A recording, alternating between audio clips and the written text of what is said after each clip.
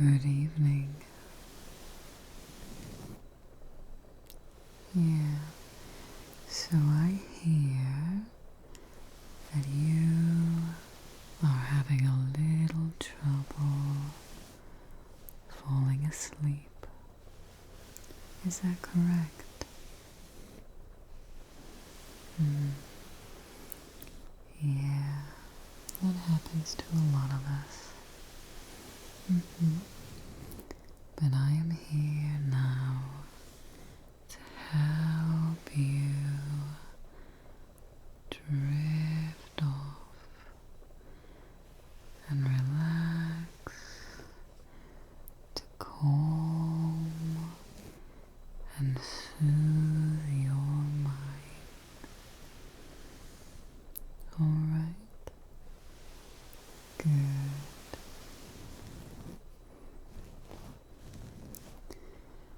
I think what I'll do is we'll just start by giving you a nice, gentle rub. Alright. Very slow, very gentle.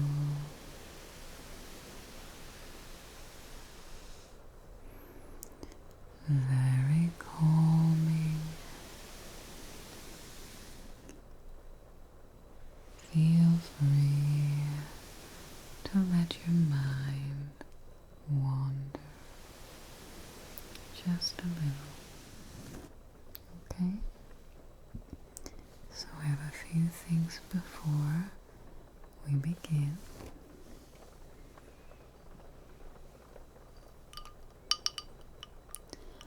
I have a very cold glass of water just for you, okay? I'm gonna set it right on your nightstand in case you get thirsty. Yeah.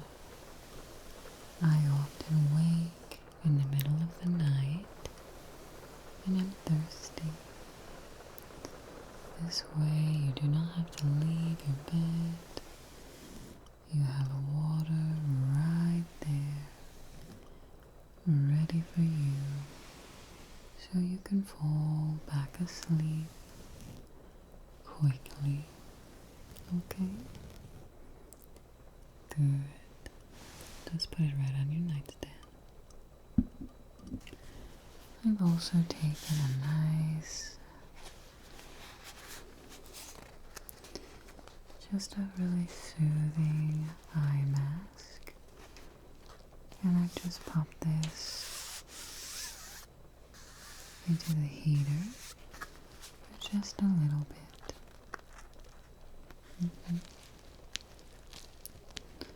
Yeah, just a little bit, so that it's nice and warm, but not too hot, okay? Just kind of a nice, gentle warming sensation right over the eyes, okay? So there's a very, very smooth silk face mask. So feel free to use this right away, or you can wait until I turn the light off, okay?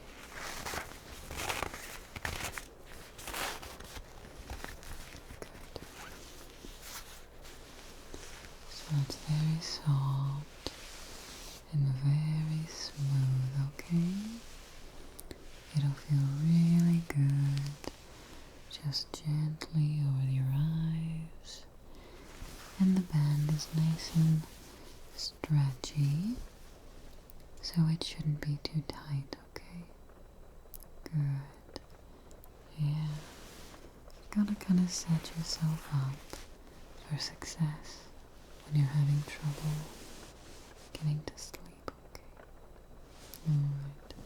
So I'm gonna give this to you, and like I said, if you would like to put it on right away, feel free.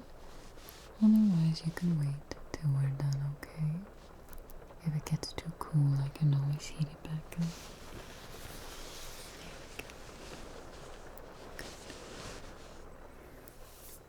Okay.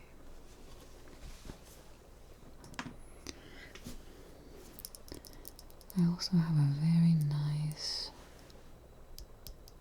smelling pillow spray.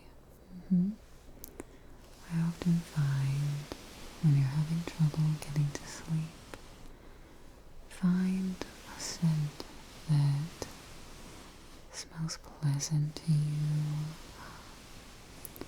And if you use that scent before bed each night, it sort of trains your brain to know that it's time for bed. Okay? This is a nice lavender smell, and it's just really pleasant. It's not too overwhelming or anything like that, okay? So I'm just going to give it one spray, just kind of right here on the chest area.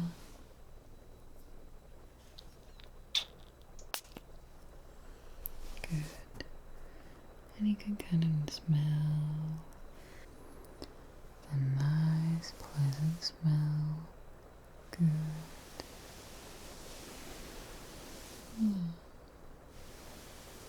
Smells good, doesn't it? Just gives off a nice, gentle, floral aroma. Yeah. And I use these every night. And I can drift off very easily. Alright. Now that you are all situated, I'm going to give you just a very gentle rub down over the blanket. I'll also be doing just a little bit of pressing, just adding a little pressure and then release, okay? Just a little pressure and then release. A little pressure and then release, okay?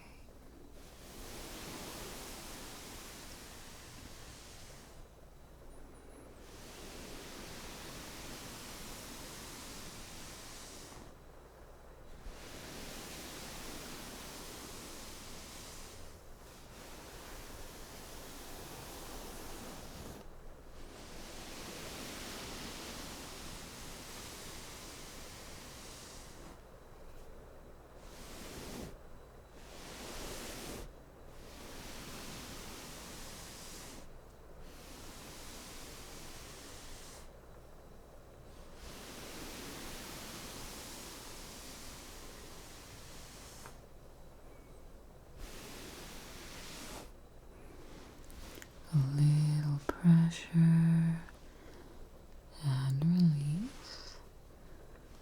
A little pressure right at the side and then release. A little pressure right at the side. Good. And then release. A little pressure and then release. Good. Very good.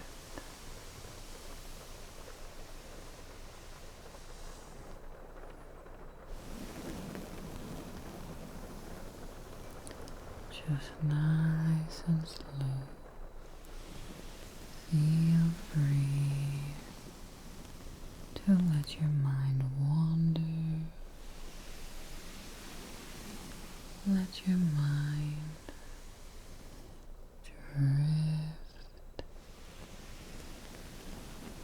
drift off. Good.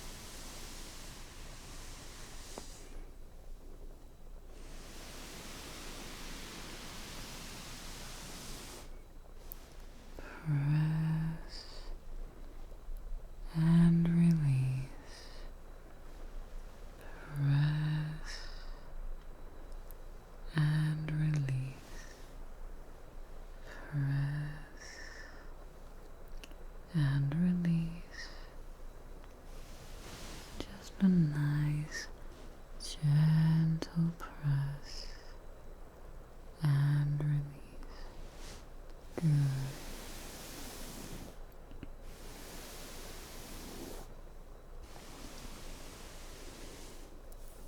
Can you hear the rain? Just nice and gentle. Let it soothe you. Let it relax you. Good.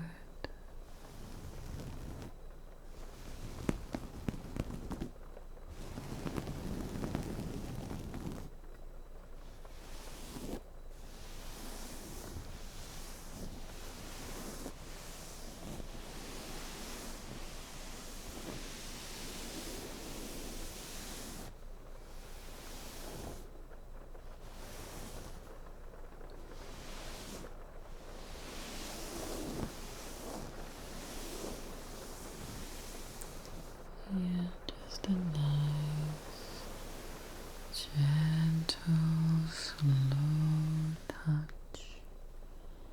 Just a nice, gentle, and slow touch.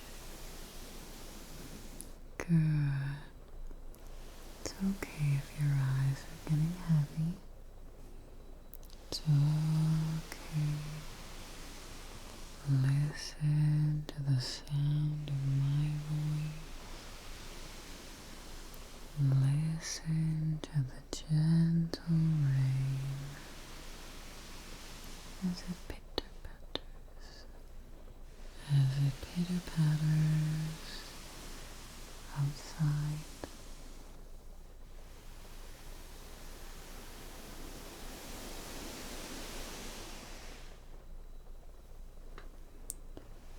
Gentle, slow,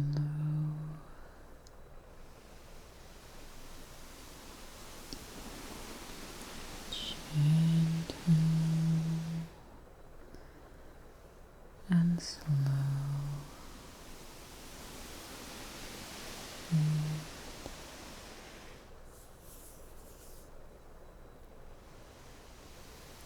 Very gentle. Okay. Good. Press and release. Press and release. Press and release. Press and release. Okay. And then I have brought out something special for you. Yeah, we started that book before. And I think tonight we'll read chapter 2, okay?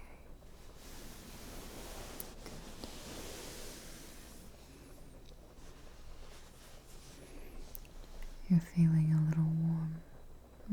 Okay. Let me just wipe your face down a little bit before we read.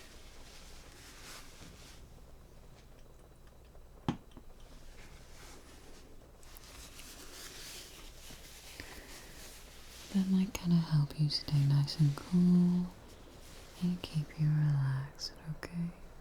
Yeah. Are you ready? Good. Here we go. Good. One more down. Good. And another down. Good.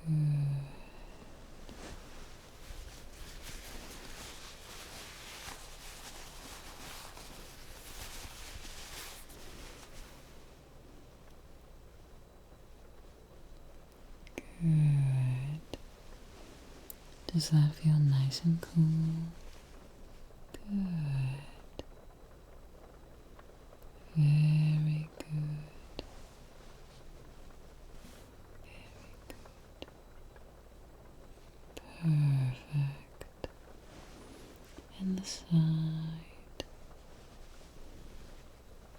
side,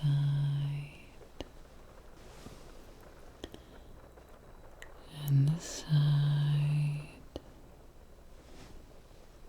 and the side, just down the middle. Good. Just down the middle. Perfect. Just down the middle. Good. How is that? Are you feeling a little cooler? Good. And I do have the water on the nightstand, if that would help, okay? Alright. Let me grab that book and we'll read the chapter 2.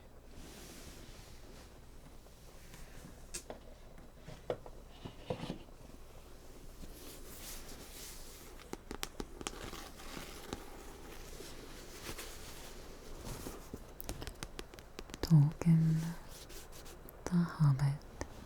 Does that still sound alright? You seemed like you liked chapter 1.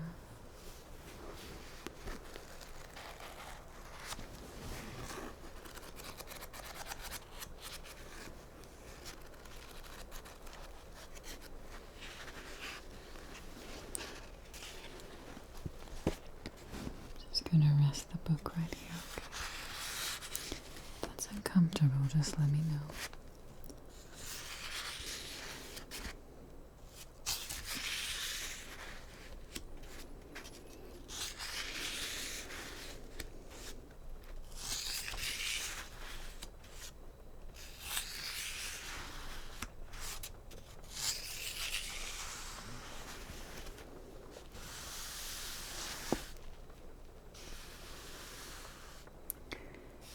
Alright, chapter 2. Are you ready? Do you want to put your sleep mask on? Not yet. Okay. Here we are. Chapter 2, Roast Mutton. Up jumped Bilbo, and putting on his dressing gown, went into the dining room. There he saw nobody, but all the signs of a large, hurried breakfast. There was a fearful mess in the room, and piles of unwashed crocks. In the kitchen, nearly every pot and pan he possessed seemed to be used. The washing up was so dismally real that Bilbo was forced to believe the party of the night before had not been part of his bad dreams, as he'd rather hoped. Indeed, he was really relieved, after all, to think that they had all gone without him, and without bothering to wake him up. But with never a thank you, he thought, and yet, in a way, he could not help the feeling just a trifle disappointed. The feeling surprised him. Don't be a fool, Bilbo Baggins, he said to himself, thinking of dragons and all the outlandish nonsense at your age. So he put on an apron, lit fires, boiled water, and washed up. Then he had a nice little breakfast in the kitchen before turning out the dining room. By that time the sun was shining and the front door was open, letting in a nice, warm spring breeze. Bilbo began to whistle loudly and to forget about the night before. In fact, he was just sitting down to a nice little second breakfast in the dining room by the open window when in walked Gandalf. "My dear fellow," he said, "whenever are you going to come? What about an early start?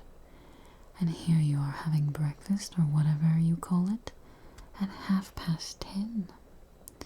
They left you a message because they could not wait." "What message?" said poor Bilbo Baggins, all in a fluster. "What great elephants," said Gandalf. You are not at all yourself this morning. You have never dusted the mantelpiece. What's that got to do with it? I have had enough to do with washing up for 14. If you had dusted the mantelpiece, you would have found this just under the clock, said Gandalf, handing Bilbo a note. Written, of course, on his own notepaper. This is what he read. Thorin and company to burglar Bilbo greetings. For your hospitality our sincerest thanks, and for your offer of professional assistance our grateful acceptance. Terms: cash on delivery up to you, or up to and not exceeding 1/14 of total profits, if any. All traveling expenses guaranteed in any event. Funeral expenses to be defrayed by us or by our representatives. If occasion arises and the matter is not otherwise arranged for, thinking it unnecessarily to disturb your esteemed repose, we have proceeded in advance to make requisite preparations, and shall await your respected person at the Green Dragon Inn, Bywater, at 11 a.m. sharp, trusting that you will be punctual. We have the honor to remain yours deeply, Thorin and company.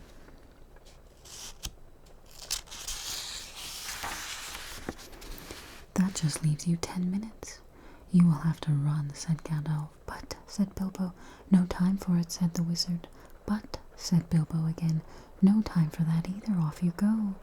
To the end of his days, Bilbo could never remember now or how he found himself outside without a hat, walking stick, or any money, or anything that he usually took when he went out. Leaving his second breakfast half finished and quite unwashed up, pushing his keys into Gandalf's hands, and running as fast as his furry feet could carry him down the lane, past the great mill, across the water, and then on for a whole mile or more. Very puffed he was when he got to the Bywater just on the stroke of 11, and found that he had come without a pocket handkerchief. Bravo, said Balin, who was standing at the inn door looking out for him. Just then all the others came around the corner of the road from the village. They were on ponies, and each pony was slung about with all kinds of bags, packages, parcels, and paraphernalia. There was a very small pony, apparently for Bilbo. Up you two get, off we go, said Thorin. I'm awfully sorry, said Bilbo, but I have to come without my hat, and I have left without my pocket handkerchief behind, and I haven't got any money. I didn't get your note until 10:45 to be precise. Don't be precise, said Dwalin, and don't worry. You will have to manage without your pocket handkerchiefs, and a good many other things, before you get to this journey's end. As for the hat, I have got a spare hood and cloak in my luggage. That's how they all came to start, jogging off from the inn one fine morning just before May, on laden ponies. Bilbo was wearing a dark green hood, a little weather-stained, and a dark green cloak borrowed from Dwalin. They were too large for him, and he looked rather comic. What his father Bungo would have thought of him, I daren't think. His only comfort was he couldn't be mistaken for a dwarf, as he had no beard. They had not been riding very long when up came Gandalf, very splendid on a white horse. He had brought a lot of pocket handkerchiefs, and Bilbo's pipe, and tobacco, so after the party went along very merrily, and they told stories or sang songs as they rode forward all day, except, of course, when they stopped for meals. These didn't come quite as often as Bilbo would have liked, but still he began to feel that adventures were not so bad after all. At first they had passed through the Hobbit lands, a wild, respectable country inhabited by decent folk, with good roads, an inn or two, and now then a dwarf or a farmer ambling by on his business. They then came to lands where people spoke strangely, and sang songs Bilbo had never heard before. Now they had gone on far into the lone lands, where there were no people left, no inns, and the roads grew steadily worse. Not far ahead were dreary hills rising higher and higher, dark with trees. On some of them were old castles with an evil look, as if they had been built by wicked people. Everything seemed gloomy, for the weather that day had taken a nasty turn. Mostly it had been as good as May could be, even in the merry tales, but now it was cold and wet. In the lone lands they had to camp when they could, but at least it had been dry. To think it will be June, grumbled Bilbo, as he splashed along behind the others in a very muddy track. It was after tea time. It was pouring with rain, and had been all day. His hood was dripping into his eyes, his cloak was full of water, the pony was tired and stumbled. On stones the others were too grumpy to talk, and I'm sure the rain has got into dry clothes and onto food bags, thought Bilbo. Bother burgling, and everything to do with it. I wish I was at home in my nice hole by the fire, with the kettle just beginning to sing. It was not the last time he wished that. Still the dwarfs jogged on, never turning around or taking any notice of the hobbit. Somewhere behind the grey clouds, the sun must have gone down, for it began to get dark. Wind got up, and the willows along the river bank and sighed. I don't know what river it was, rushing red one, swollen with the rains of the last few days that came down from the hills and mountains in front of them. Soon it was nearly dark. The winds broke up the grey clouds, and waning moon appeared above the hills between the flying rags. They then stopped, and Thorin muttered something about supper. And where shall we get a dry patch to sleep on? Not until then did they notice that Gandalf was missing. So far he had come all the way with them, never saying if he was in the adventure or merely keeping them company for a while. He had eaten most, talked most, and laughed most, but now he simply was not there at all. Just when a wizard would have been most useful too, groaned Dori and Nori, who shared the hobbit's views about regular meals, and plenty and often. They decided in the end that they would have to camp where they were. So far they had not camped before on this journey, and though they knew they soon would have to camp regularly, when they were along the misty mountains and far from the lands of respectable people. It seemed a bad wet evening to begin on. They moved to a clump of trees, and thought it was drier under them. The wind shook the rain off the leaves, and the drip-drip was most annoying. Also, the mischief seemed to have got into the fire. Dwarves can make a fire almost anywhere with and out of almost anything. Wind or no wind, but they could not do it that night, not even Oin or Gloin, who were especially good at it. Then one of the ponies took fright at nothing and bolted. He got into the river before they could catch him, and before they could get him out again, Philly and Killy were nearly drowned, and all the baggage that he carried was washed away off him. Of course there was mostly food, and there was mighty little left for supper, and less for breakfast. There they all sat glum and wet and muttering, while Oin and Gloin went on trying to light the fire, and quarrelling about it. Bilbo was sadly reflecting that adventures are not all pony rides in May sunshine. When Balin, who was always their lookout man, said, There's a light over there. There was a hill some way off and the trees on it, pretty thick in the parts. Out of the dark mass of trees, they could now see a light, shining reddish, comfortable-looking light, as if it might be a fire or torches twinkling. When they had looked at it for some while, they fell to arguing. Some said no, and some said yes, and some said they could go and see, and anything was better than a little supper, less breakfast, wet clothes all night. Others said these parts are none too well known, and are too near the mountains. Travelers seldom come this way now. The old maps are no use. Things have changed for the worse, and the road is unguarded. They have seldom heard of the king around here, and the less inquisitive you are as you go along, the less trouble you are likely to find. Some said, "After all, there are 14 of us," others said. "Where has Gandalf got to?" This remark was repeated by everybody. Then they got rain began to pour down even worse than ever, and Oin and Gloin began to fight. That settled it. After all, we have got a burglar with us, they say, and so they made off, leading their ponies with all due respect and proper caution. In the direction of the light, they came to the hill where soon in wood, up in the hill they went, but there was no proper path to be seen, such as might lead a horse or a farm, and do what they could, they made a deal of rustling and cackling and creaking, and a good deal of grumbling and rotting.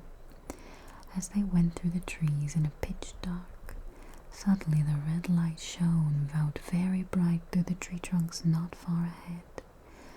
"Now it is the burglar's turn," they said, meaning Bilbo.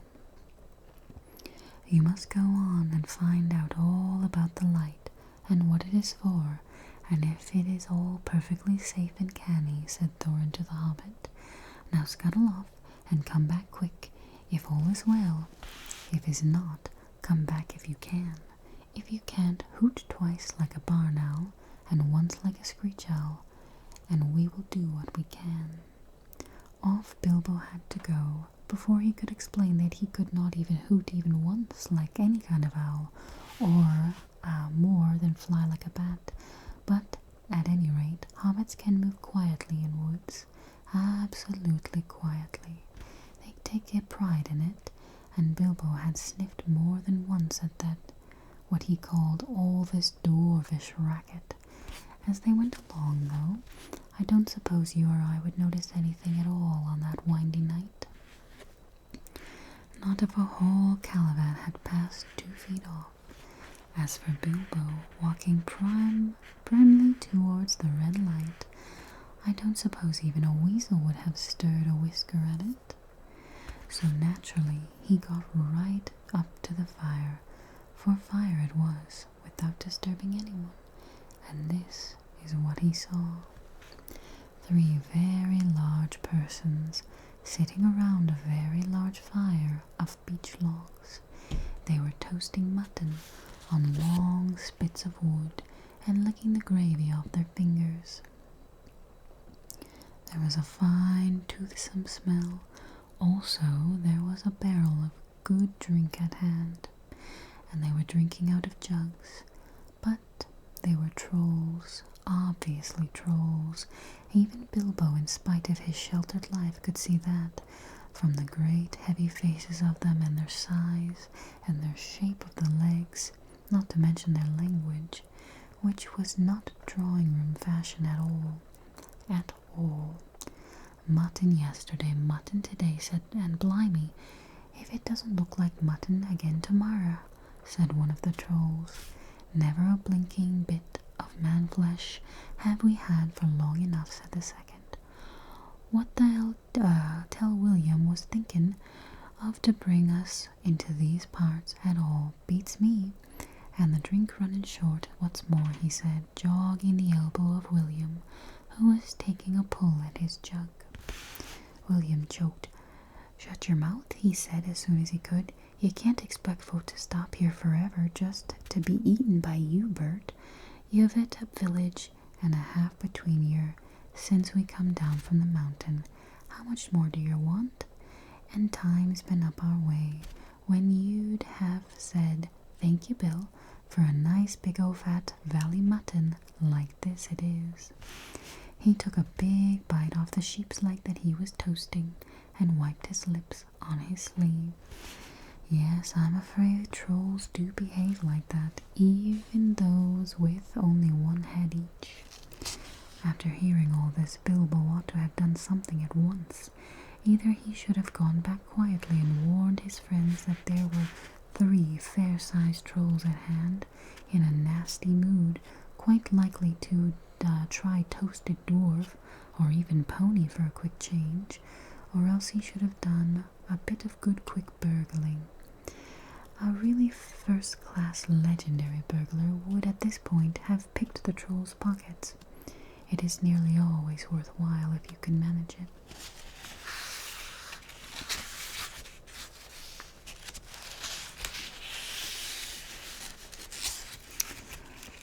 I think that's where we'll end for today.